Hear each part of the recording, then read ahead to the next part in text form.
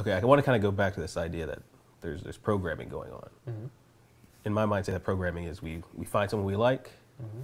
we stick with that person, kind of game over at that point. You're in that scarce environment. But you're saying that's not really the truth. And what are really the steps to move outside of this kind of programming, I guess? Well, perception is huge. Mm. That's the first thing. I had a friend of mine tell me one time, a female friend, tell me relationships aren't necessarily supposed to last forever. So if you end up breaking up or a relationship falls apart, it's not necessarily a bad thing.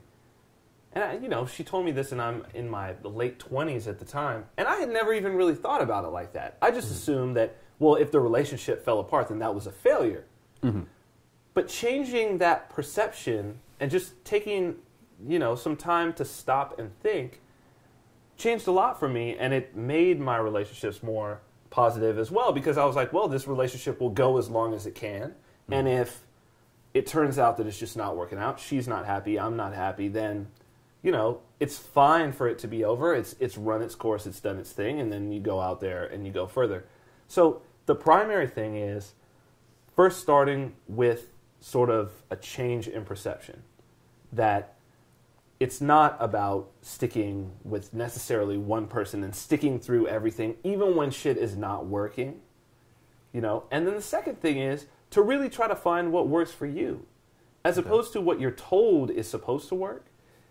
And it's not to say that everything that works for me is going to work for you, Brock, or is going to work for anybody else. You're going to have your own variation. You're going to have your own thoughts on what does work. And you know what? I think for some people, perhaps, monogamy and scarcity and the cultural sort of norm really is going to work. Mm-hmm. But I think that's a tiny, tiny minority of people. Because if it was more, you would see much less divorce.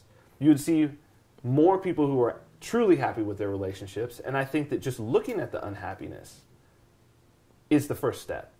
Be curious about, why are all of these people unhappy? Why am I unhappy? What are the things that are going to make me happy? And view it as an adventure and something to walk through and move forwards towards.